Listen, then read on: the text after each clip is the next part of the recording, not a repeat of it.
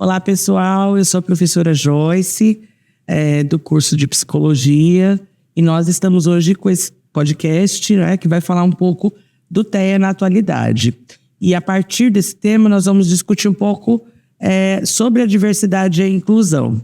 Nós temos o orgulho e é com muito respeito, né, que eu apresento essas queridas que são egressas do curso de Psicologia, se formaram com honra e estão aqui hoje para esse bate-papo, para essa conversa que nós estamos nos propondo a fazer aqui. Então, aqui nós temos a Maria Luísa, depois ela vai falar um pouquinho mais, a Larissa Haberman e a Mari.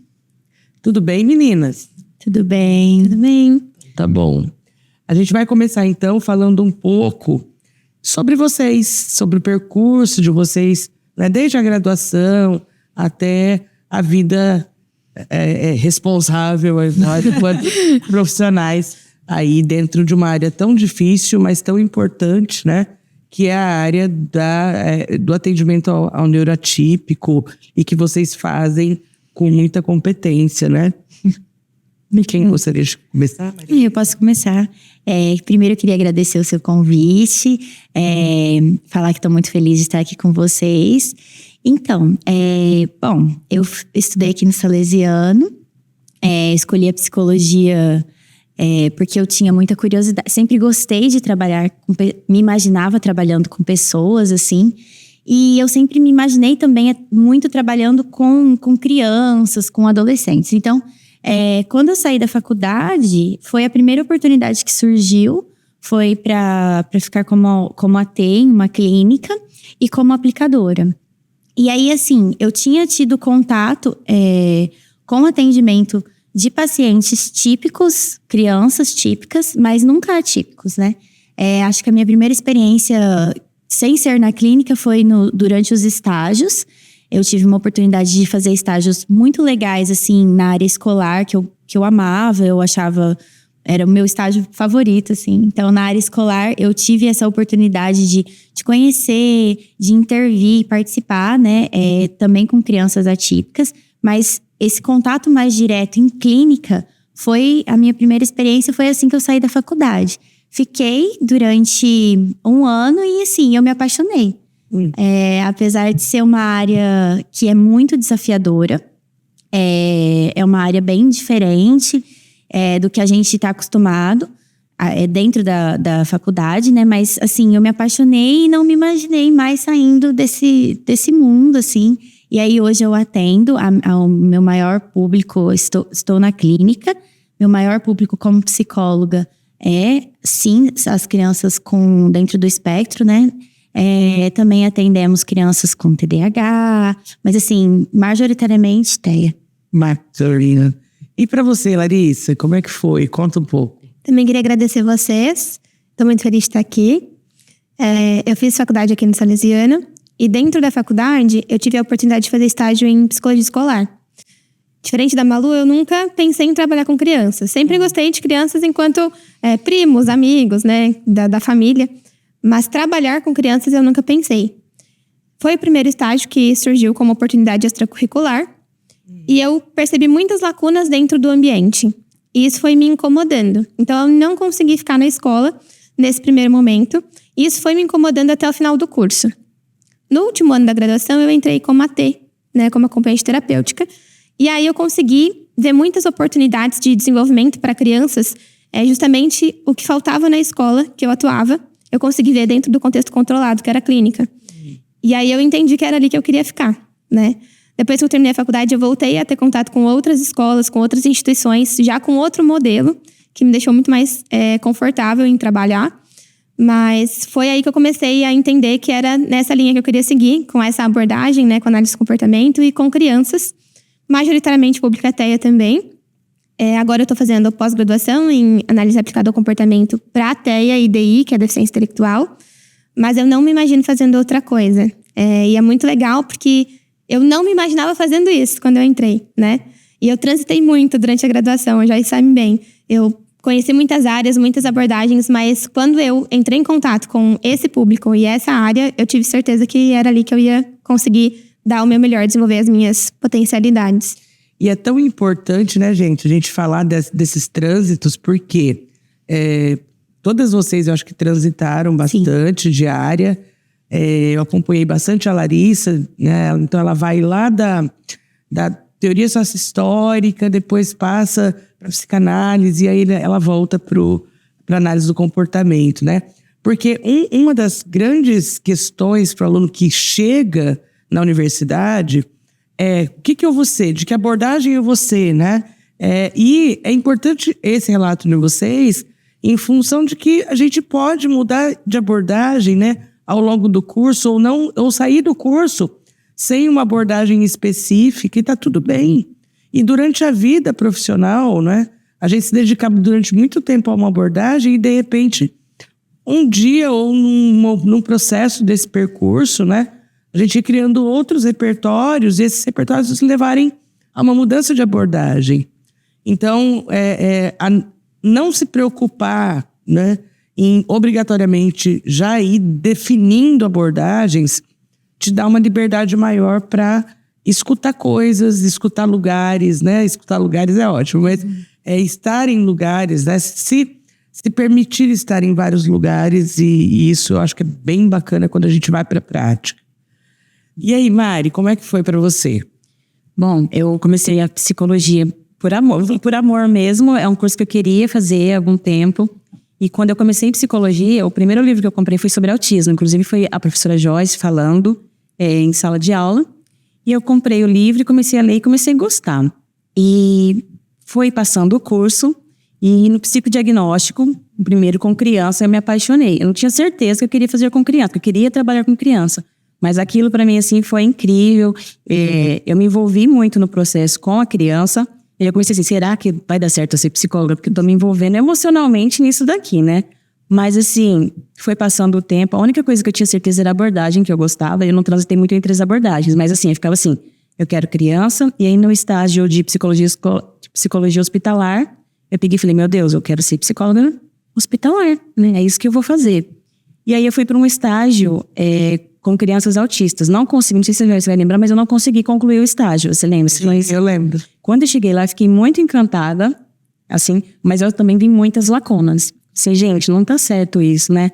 E fiquei nisso, terminei, concluí o curso. Minha primeira oportunidade foi trabalhar em uma clínica que atendia crianças dentro do espectro. E depois de uns 3 meses trabalhando ali, eu falei, não sei fazer outra coisa, é isso que eu quero fazer. Eu não me imagino fazendo outra coisa, de verdade. Eu me apaixonei muito por essa área. A minha pós também, né, é a aba pro autismo e DI também, assim como a Malu. E me apaixonei, faço isso todos os dias com muito amor. Foi assim que virou uma causa para mim. Gosto demais, eu respiro isso, eu faço isso todos os dias. E assim, vou falar que tem o dedo da Joyce, né, claro, desde o primeiro momento. Porque a Joyce falava bastante, até por conta do Theo, né, Joyce? Joyce falava bastante por conta do Theo, e aí eu me apaixonei muito. Porque nem todo mundo sabe, né? Mas eu sou, além de psicóloga, que se preocupa com a luta, né? Da questão do TEA, das pessoas que vivem e convivem com o TEA. Eu sou mãe de autista também, eu tenho filho de 10 anos autista. E você, Mari, tem uma característica diferente das meninas que estão vinculadas aí a uma clínica, né, específica. Você é PJ, né?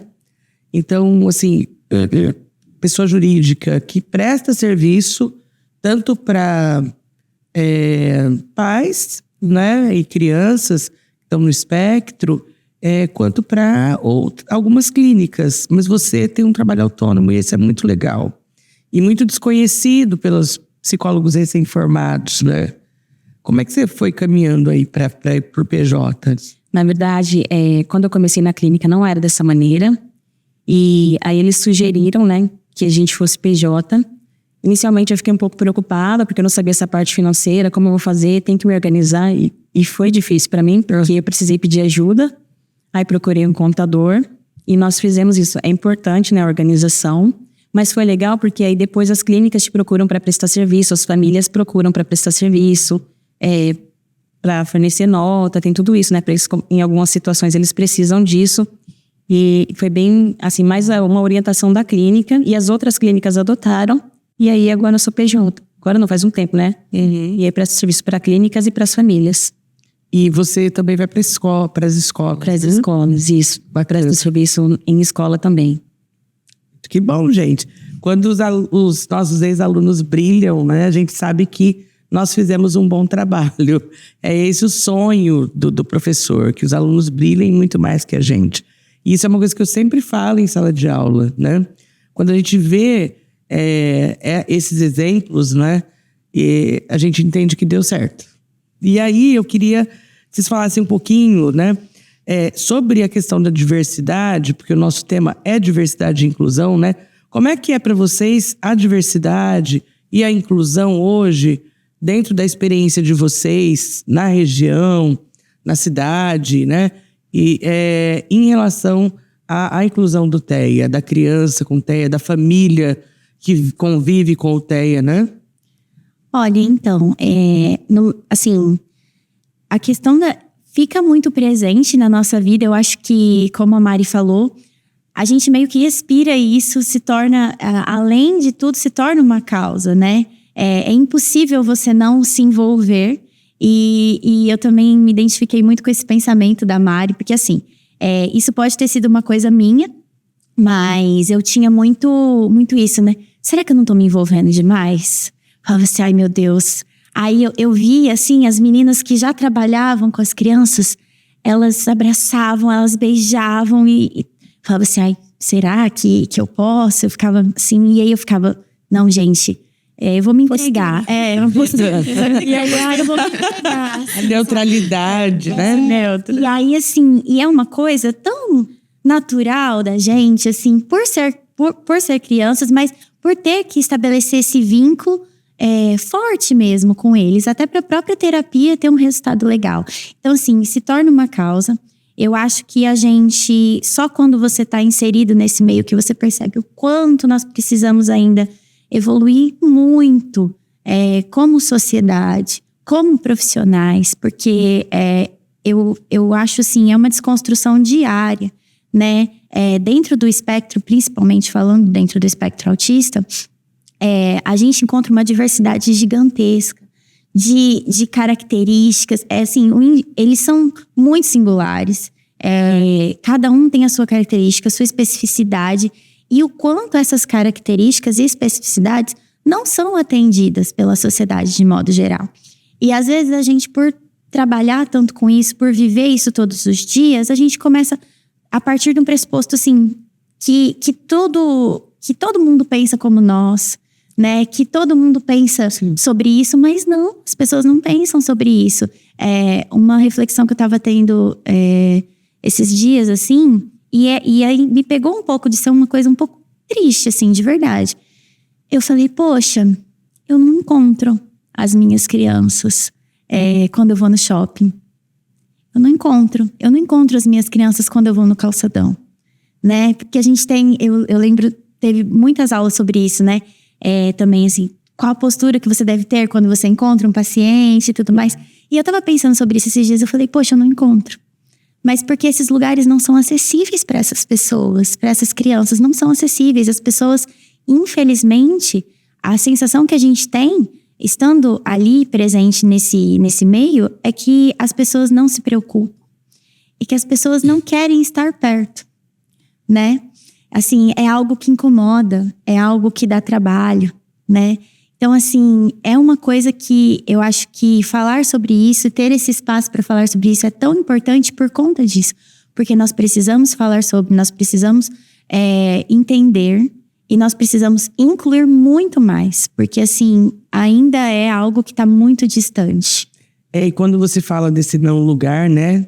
Desse não espaço de acolhimento e de inclusão, eu penso muito na coisa do desconhecido. Então, é fundamental, é emergencial que a gente comece a falar dos neuroatípicos em geral, não só do TEA. É claro que hoje nós estamos aqui falando de pessoas vivendo e convivendo com TEA, mas do quanto a invisibilidade ainda é um grande vilão nesse processo de inclusão. Por quê? Aquilo que me é estranho, via de regra, o que me causa estranhamento é alguma coisa que eu excluo, que eu não quero perto, né? Eu tenho medo, E aí são dois extremos. Ou recai para um extremo de exclusão completa ou de pena. Sim. Né? E talvez vocês possam falar melhor do que eu na prática de vocês. Como que é lá? Sim, é muito importante realmente isso que a Malu falou. Quando a gente está em contato com isso diariamente, é tudo muito natural para nós, né? Nós incluímos nossas crianças o tempo todo. E a gente não pode se perder, a gente pode cair no erro de que todos os lugares são assim porque não são, né? Então, no contexto clínico, por exemplo, todas as crianças têm suas individualidades vistas para um evento, né? Em abril nós tivemos evento, por exemplo, do Dia do Autismo. Todas as crianças foram pensadas, lembradas e o espaço foi planejado para que todas pudessem participar, se divertir, estar ali de forma confortável. Mas não é em todo lugar, né? E é muito difícil porque todo mundo é diverso, mas dentro do neurotípico, né? Fica muito mais complexo. Porque existem, sim, critérios, né, que eles têm em comum, mas dentro dos próprios critérios que enquadram o diagnóstico, existe uma pluralidade. Às vezes dá uma estranhada. Uma pluralidade de possibilidades, de necessidades, né? E quando a gente não fala sobre isso, como eu vou incluir alguém que se eu não sei do que essa pessoa precisa, né? Se eu não sei o que eu preciso fazer para que essa pessoa tenha o acesso, né? Então, quando você fala do desconhecido, eu vejo muito por esse lado também. As pessoas, elas não têm ainda empatia por essas pessoas neurodivergentes e elas não entendem como elas podem incluir essas pessoas, né? E aí, quando elas entram em contato, pelo menos pelo que eu percebo na vivência, com esse tipo de público, elas não sabem o que fazer. Elas não sabem como incluir, né? Não sabem o quanto precisam incluir. Então, isso não acontece.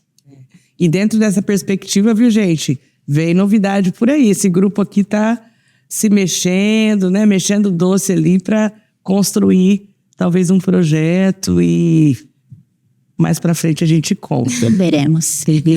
Mari, você quer complementar?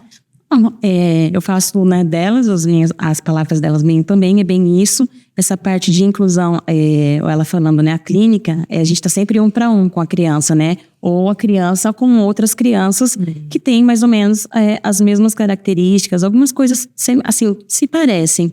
Mas, por exemplo, se a gente for falar dos outros ambientes, que seja escolar, por exemplo, vamos falar aí de uma questão recente, Dia das Mães chegando. Vamos fazer uma apresentação para o Dia das Mães. Você coloca lá 60, 70 crianças, todo mundo junto, e lá no meio 1 ou 2 autistas, aquele barulho, né? Aquele bastante estímulo visual. Assim, então a escola pensa, eu sei que tem que fazer, né? Tá tudo bem, mas e aí? Alguém pensou no autista? Como vai ser aquilo para ele, né? Não tem essa inclusão, é o que as meninas falaram mesmo. É muito difícil, né? Não acontece isso. Na escola, em vários outros ambientes que eles frequentam, não existe esse acolhimento. E a gente está sempre acolhendo eles na clínica e fica achando que fora não vai, né? Até quando... porque a gente trabalha hoje com diagnóstico de nível 1, nível 2 e nível 3 de apoio, né? Até quando a criança ou o adulto, e depois quem quiser falar um pouquinho disso, acho que é importante, né? Hoje a gente tem cada vez mais tecnologias possíveis de investigação, de acolhimento e de diagnóstico. E é muito recorrente a gente ouvir, mas nunca se teve tanto TEA como hoje. Agora tudo é TEA, né?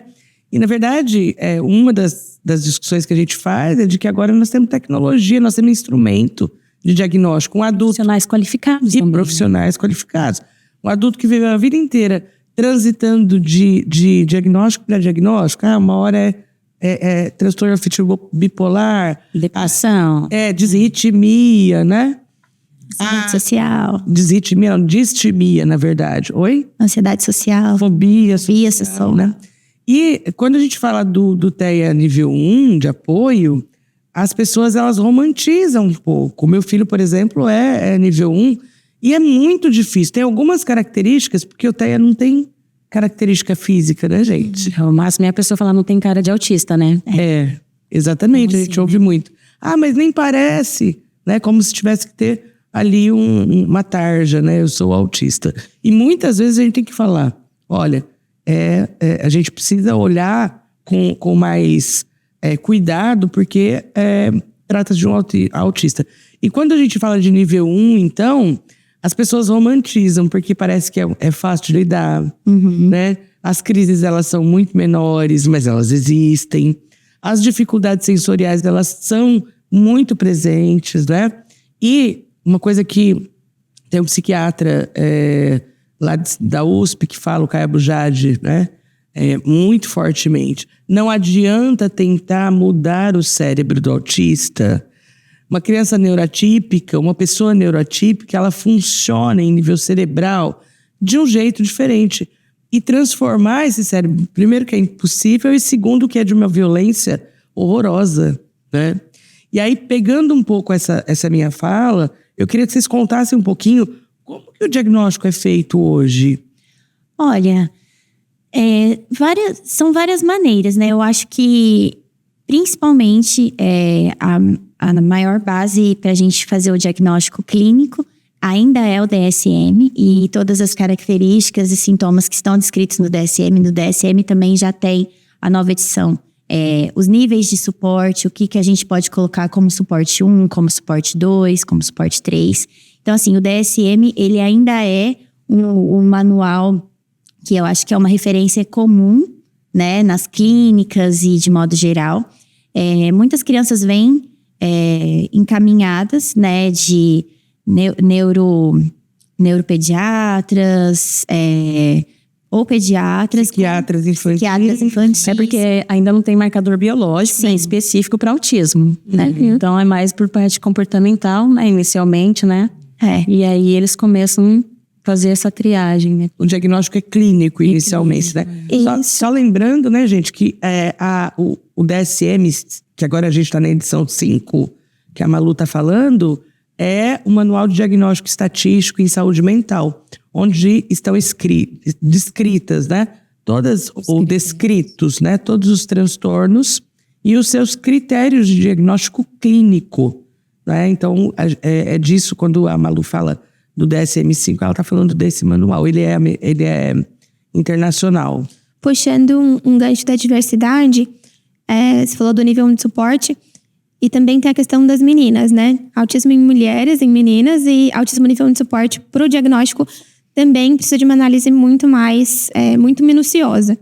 Quando a gente pensa, por exemplo, no TEA, existem muitas comorbidades ao TEA, né? Então, o diagnóstico, ele é majoritariamente clínico, só que também é importante, de acordo com a necessidade da criança, primeiro excluir tudo que melhor explique o sintoma que a criança tenha.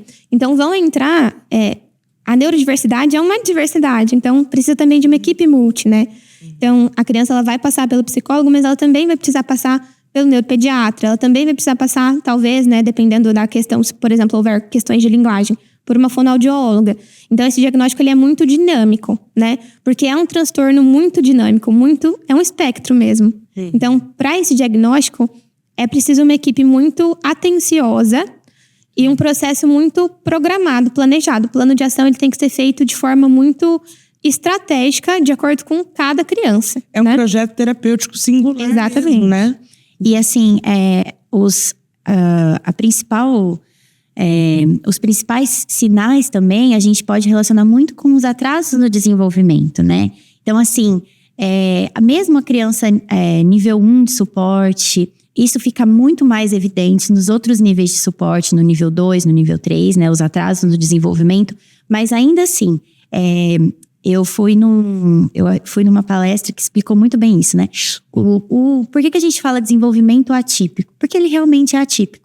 Ele é uma curva atípica do desenvolvimento. Então, será que aquela criança, né? Essas habilidades, o comum, né? O típico é só as habilidades serem adquiridas. Então, assim, será que essa criança está adquirindo todas as habilidades que são esperadas para a idade dela? Não só habilidades que a gente pode, por exemplo, a fala, dentre outras, mas assim, habilidades sociais, né? O brincar funcional. Então, assim, tudo isso é muito observado e vem muito a partir dessas observações, muitas vezes das mães também, né? Olha, eu percebo que ele não interage, percebo que ele não consegue brincar, não sabe brincar, ou ele se afasta das pessoas, né? Tem uma dificuldade para compreender determinadas situações. Então, assim, essas pequenas observações do dia a dia no desenvolvimento da criança também são muito importantes para a gente conseguir fazer um diagnóstico mais preciso se realmente a criança está dentro do espectro ou se tem alguma outra.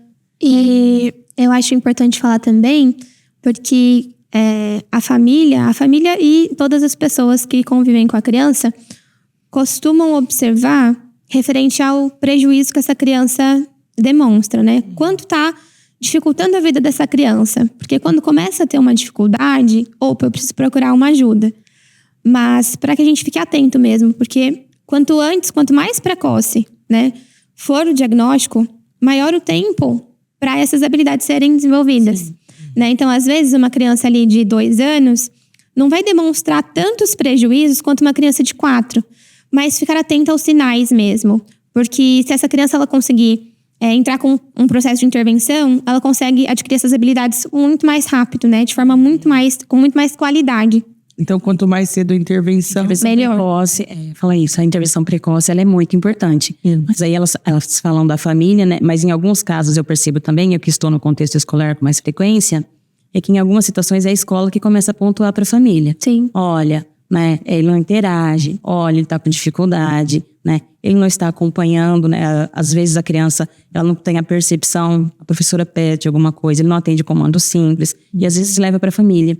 E uma coisa que eu tenho observado bastante atualmente é que algumas famílias falam assim, tem a questão do, ele está no tempo dele, ou então, agora tudo é autismo, né? Sim. E às vezes o professor nem citou autismo, a escola não citou autismo, mas falou, olha, tem algumas dificuldades, seria legal investigar. Não, ele não tem nada, né? Meu filho é assim, ele está no tempo dele. E a criança vai levando aquilo, né? Tem uma criança que eu conheço já há algum tempo, que ela vem assim, ela veio do pré, foi pro primeiro, tá no segundo, e a família tá falando que ela tá no tempo. E aí, quando você é um profissional da área, você só falta pegar a família e falar assim, pelo amor de Deus, leva, né? Leva, vai. Mas a família não aceita, né? Aí fica difícil. Tem uma coisa, né, que a gente discute muito quando a gente vai falar de qualquer situação em que o filho esperado, a expectativa do filho. Então, eu trabalho também com morte, luto e terminalidade, e toda vez que eu vou falar disso, eu dou esse exemplo, né? A gente tem lutos durante a vida.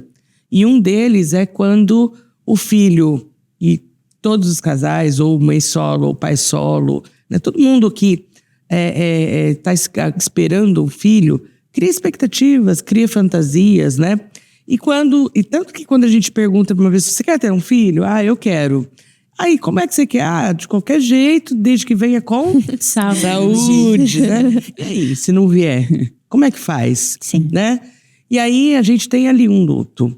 E esse luto, ele é tão difícil, ou até mais difícil, né?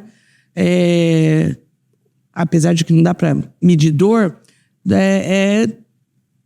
em relação ao luto mesmo de um ente querido que vai embora.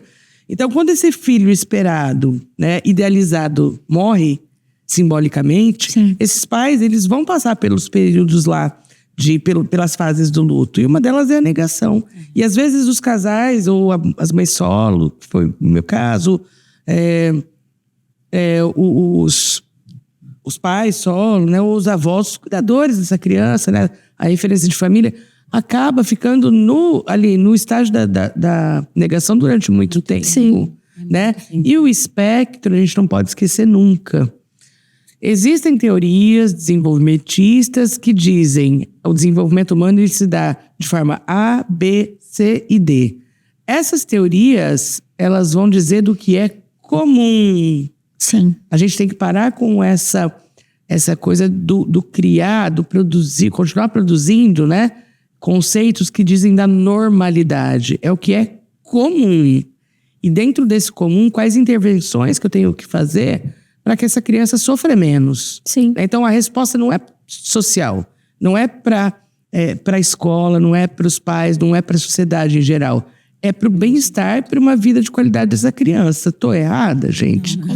Eu penso que assim, o diagnóstico ele é o ponto de partida, né? E eu vejo que nós, como psicólogas que trabalham com crianças, a gente precisa ter muita atenção a essas famílias também, né? Porque muitas famílias ainda olham para um diagnóstico como um rótulo, como algo que vai impossibilitar a criança. Mas é o contrário, né?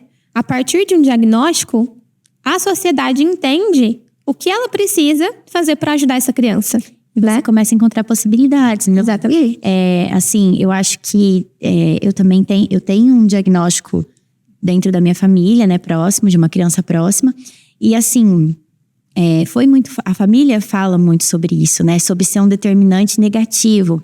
Falei, ok, a gente tem sim questões muito difíceis de lidar. E, né? Muita coisa se torna muito mais difícil, ainda mais quando a gente está falando de suportes em níveis maiores, né?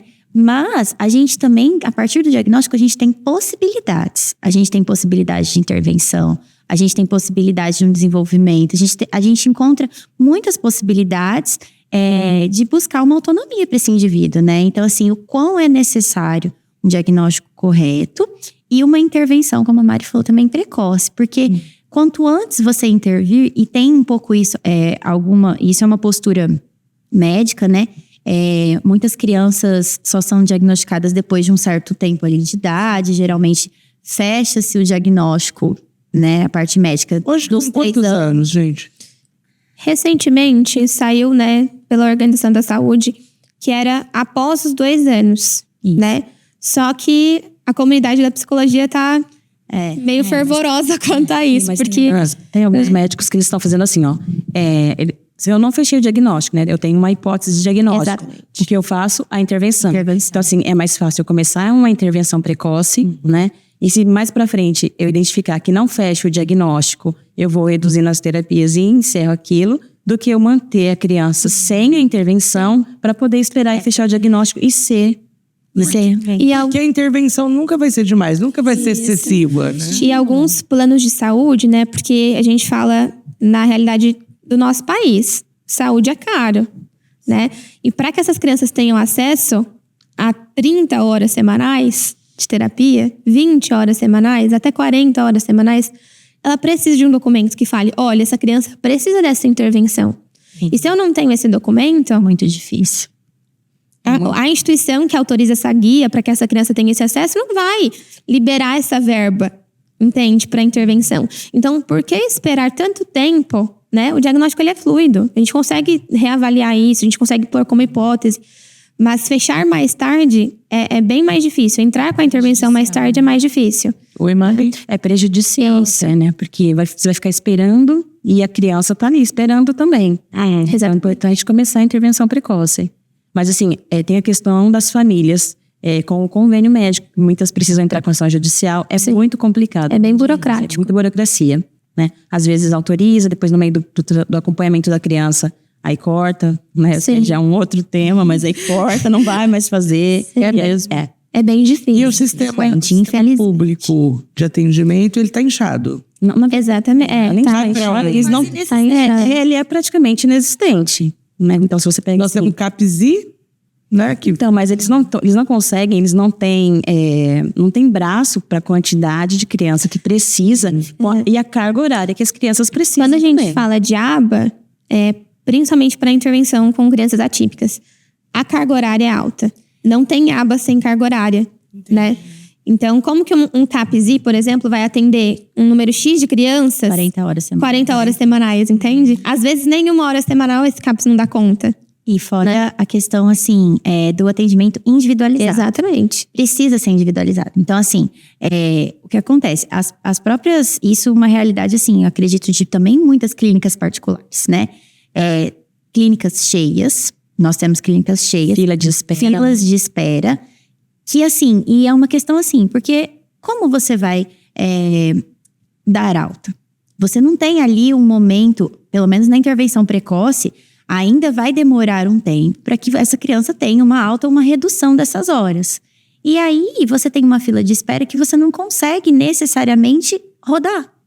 E dentro do sistema público, isso é muito maior. Você precisa de um atendimento individualizado e de suprir essa demanda. E assim, quando a gente pensa, a Malu falou bastante dos marcos de desenvolvimento, né?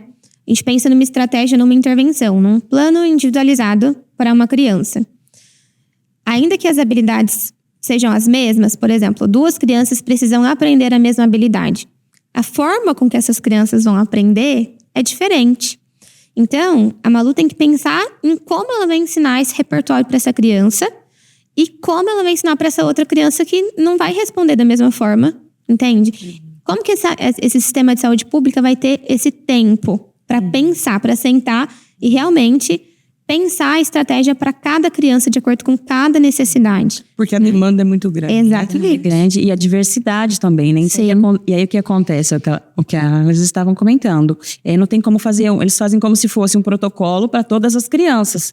E isso não vai Que é o que é funcionar. possível, né? É o que é possível. Então, assim, isso não vai funcionar. Não é Porque adequado. não é adequado, né? Tem um tempo para eles adquirirem a habilidade, para generalizar essa habilidade, e a criança vai ficando ali. E no sistema público, eles não vão conseguir rodar, então não tem como. Sim, e a análise aplicada, ela é bem quantitativa, né? Então, existe coleta. A coleta leva um tempo. Um atendimento em aba, você precisa coletar dado, você precisa colocar esse dado no sistema para fazer um gráfico, você precisa analisar se essa criança adquiriu habilidade ou não, se essa habilidade ela foi adquirida só com você ou se ela consegue generalizar para outras pessoas, para outros contextos. Então, para você ensinar, você insere um novo repertório.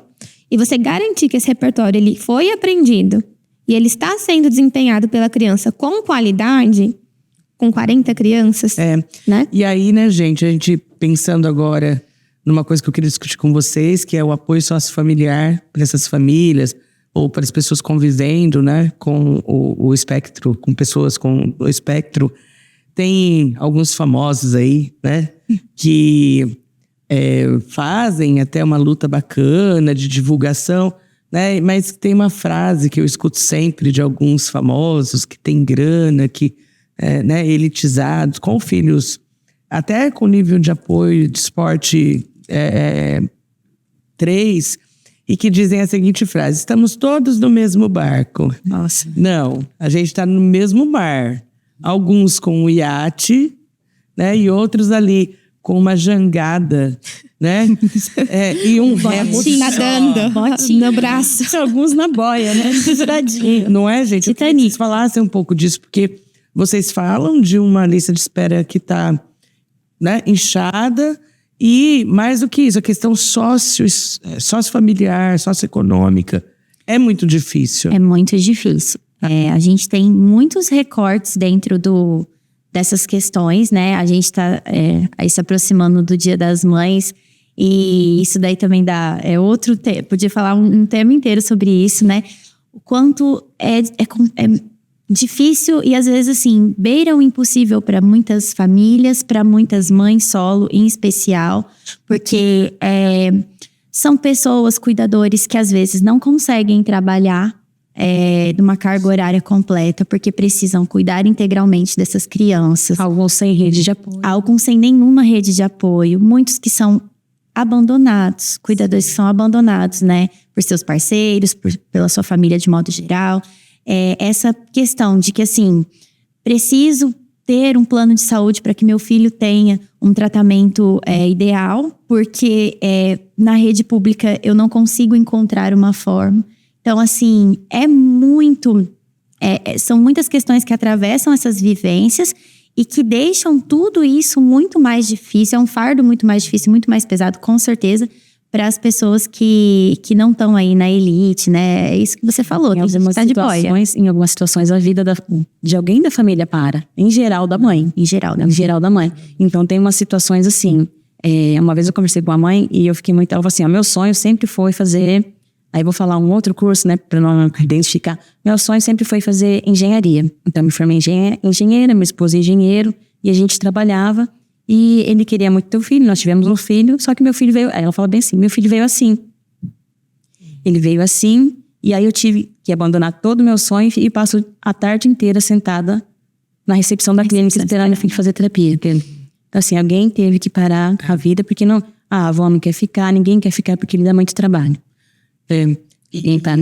Isso de dar trabalho entra bastante no tema da diversidade, né? Sim. Por que dá tanto trabalho? Porque as pessoas não têm informação. Não conhecem. Não sabem o que fazer, como ajudar. E aí a criança entra em um comportamento que é inadequado. Né? Seria tão bacana, né? Um curso de formação familiar para as famílias, para vocês pensarem aqui, gente. Sim. Um curso de formação para as famílias. Quando a gente fala de estrutura pública, né? Também nem tudo tá perdido. Eu penso que nós temos para além, né, do CAPSI, a gente tem as instituições, eu acho que aqui as 2 instituições que trabalham de forma gratuita, né, com a pessoa, a criança, principalmente, adolescente com TEA, é a AMA, né? Sim. E a APAE. Isso. Que a APAE tem o SER e tem o projeto TEA, né? E aí, o caminho tem sido via o BS faz um primeiro indicador ali de sinais e sintomas, não é? Faz uma orientação familiar e encaminha para esse serviço, certo? Sim. É assim que é feito, né? E, por sinal, serviços muito, muito robustos, com bastante dedicação, né? Então, talvez, assim, só para indicar saídas possíveis, né? Nós temos aqui 2 instituições. Eu não sei qual é a quantidade de crianças que são atendidas nessas instituições. Se vocês souberem, eu não tenho nome. Mas são instituições que atendem muitas crianças do município aqui. Sim. E a questão é que para além das crianças que eles atendem, ainda existem muitas sem atendimento. Então eu entendo como... não é como se não houvesse uma instituição, mas é que essa instituição ela não consegue abarcar todos. Sim. Né? Mari, como você está diretamente na escola, eu sei porque, para além daqui, né, nós somos amigas e a gente conversa um pouco. Eu queria começar, assim, pensar com você como é que é essa perspectiva da inclusão escolar no TEA. Você que está indo lá, que está, né, convivendo. Então, existe, né, a necessidade de inclusão, a gente sabe, mas é uma questão da falta de conhecimento. As escolas falam que elas recebem as crianças autistas, mas assim, elas não fazem o PEI. As instituições, né, tem aquela situação assim, ó, eu vou incluir a criança e pensa que incluir é colocar dentro da escola. Conta um pouquinho o que é o PEI. Sabe? O PEI é o plano de ensino individualizado, né? Então, assim, a escola tem que criar esse PEI para aquela criança, para aquela situação. É individualizado, então não adianta ele querer pegar, em algumas escolas eu já vi isso, a gente vai usar esse para 2 crianças, para 3 crianças, só que cada uma vai adquirir a habilidade de um jeito. Mas aí a gente tem a situação que as escolas acreditam que incluir é colocar dentro da sala de aula. Né? Não tem AT para acompanhar a criança. No momento, eu acompanho em escola particular. Né? Na escola particular tem o AT, mas na pública nem sempre os pais conseguem isso. E mesmo em escolas particulares, a gente tem essa dificuldade do não saber o que fazer. Quem faz esse PEI? A escola pensa que é a clínica. A clínica fala que é a escola, né?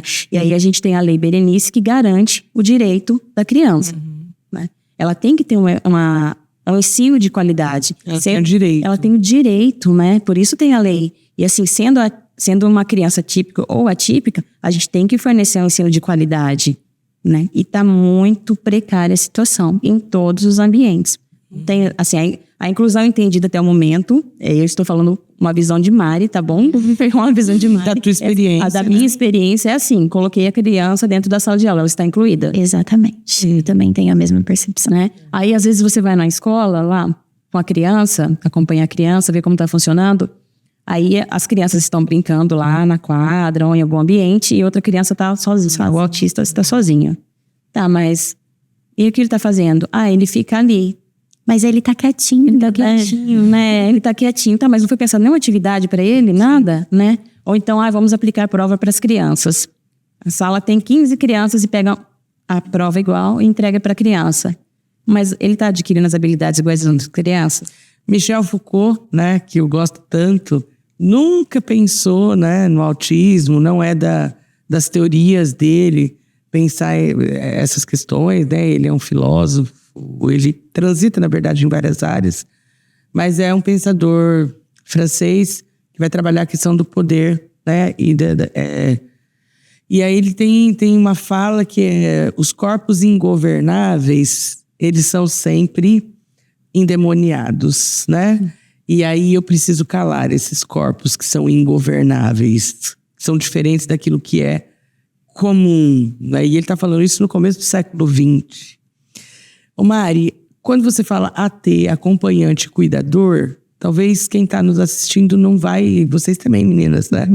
não vai ter muito essa clareza. Vocês podiam fazer essa diferenciação? AT, acompanhante escolar e cuidador. A AT, ela é a acompanhante terapêutica, né? Essa AT, ela vai trabalhar diretamente com as habilidades que a criança precisa, ajudando essa criança a manter a comunicação com outras crianças, estando ali como uma sombra para essa criança mesmo, dando o suporte, né? Nível 1, 2, 3, o suporte que a criança for precisar. Ela vai intermediar. Eu empresto meu ego. Isso, né? medir a criança ali, né? Intermediar. E a gente entende que quanto menos a criança for precisando da AT, melhor. A ideia não é que essa AT faça para sempre tudo igual, né? Que ela tá uma dependência. Ela tá ali para ensinar a criança e esvanecendo essas dicas que ela vai dando, né? Esse suporte que ela vai dando até que a criança consiga caminhar sozinha. A cuidadora é mais para cuidado básico mesmo, né? Então, higiene, alimentação, tá ali para manter a criança segura, né? É isso. Só abrindo um parênteses na questão da inclusão, a inclusão ela não tem que ser só referente ao dever legal de colocar a criança dentro da escola, né? Ela tem que ser a instituição, ela tem que comprar essa... É uma missão, né? É uma causa, é uma luta. Então, assim, não é só colocar dentro, não é porque é um dever legal. Vamos fazer com qualidade, né? Porque é para todos. Que não era possível, né? E é possível. Não era um dever legal até pouco tempo, né? Então foi uma luta para que eles tivessem que matricular essas crianças. Exatamente. Mas agora eles matriculam e a permanência dessa criança não é discutida. Tem que educar com qualidade, né? E igualdade. Igualdade. Eu diria até mais, né? Equidade, né? Porque aqui é um outro... É tema para uma outra... Inclusive, eu já convido vocês, né? Para uma outra discussão aqui. Meninas, eu vou abrir para vocês encerrarem falando alguma coisa que ficou faltando para a temática de hoje, né? Que era um diálogo sobre desigualdade e inclusão, falando de pessoas vivendo e convivendo com TEA. E aí, eu vou abrir o microfone para vocês encerrarem, né? Eu acho que a gente falou, assim... A gente passou bastante por muitos pontos que são pertinentes dentro dessas vivências e dessa causa, né, de modo geral. E eu acho que, assim, são muitas coisas a gente pode se aprofundar por horas aqui. Eu acho que a mensagem mais importante é o quanto a gente ainda, nós como profissionais da psicologia, estudantes, futuros profissionais e sociedade também, como nós temos o dever, né, de estudar mais sobre isso, de entender sobre isso, entender como eu posso ajudar, né?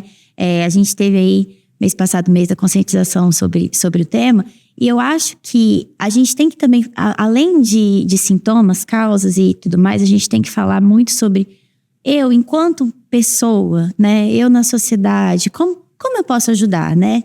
Mas eu não sou da área, eu não... Ok, e você como cidadão, o que você pode fazer por esse público, por essa comunidade, por essas crianças, por esses adultos, né? Como eu estou, o que eu posso ajudar? Eu acho que todo mundo pode ajudar um pouquinho. Como as meninas falaram, muitas coisas são possíveis, elas são desconhecidas, né? A gente tem a gente tem a comunicação alternativa, que é uma coisa fantástica, assim, que foi uma coisa que eu só tive contato trabalhando na área, que são, assim, todas as crianças podem se comunicar, todas as pessoas podem se comunicar, não só verbalmente. A gente tem muitas formas de se comunicar e o quanto a sociedade poderia entender mais para incluir mais. A inclusão, ela é possível, ela seria muito mais eficaz se todos se dedicassem, né? Eu acho que é isso. Obrigada, Malu. Eu acho que é bem o que a Malu falou mesmo.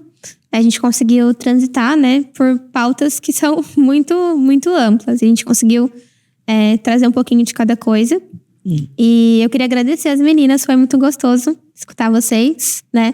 E perceber que a gente partilha da mesma história, né? Que a gente tem as mesmas perspectivas e que há esperança, né? Dentro da saúde, mas no contexto social também, né? Antes de agradecer, eu queria deixar assim uma frase que eu gosto bastante, que eu gosto muito assim de dizer que diagnóstico não é sentença, né? Então assim, seu filho tem um diagnóstico, não é uma sentença, né? E não olhar para o diagnóstico, para o potencial da criança, o que ela consegue adquirir de habilidade, o que ela está te entregando. Porque às vezes, nesse processo terapêutico, a criança está entregando alguma coisa e o pai só quer que a criança fale. Meu filho não fala, mas não está vendo tudo que a criança está fazendo, né? Então vamos olhar para as habilidades adquiridas, para o potencial da criança e não ficar preso ao diagnóstico, né? Porque diagnóstico não é sentença, né? Tem como fazer muita coisa. Eu agradeço muito, gostei muito, fiquei muito feliz de vir aqui. É tema para falar muito tempo, bastante coisa, né? E muito feliz de estar aqui com vocês. Obrigada, meninas. Pegando um gancho aí dessa coisa do diagnóstico não ser sentença, né? Nós temos uma tendência muito, que acontece muitas vezes, em que a gente valoriza muito mais a falta do que o que se tem, né? Então, talvez, nesse sentido, a gente pudesse pensar, né? Tá bom, a falta existe, vai existir na criança típica, na criança atípica, no adulto típico, no adulto atípico, mas o que existe ali, para além da falta, né? Sim. Eu queria agradecer demais vocês, foi muito bacana estar aqui hoje e que outras oportunidades venham, né? Um grande abraço para quem está nos vendo e vem projeto por aí. Tchau. Tchau, tchau.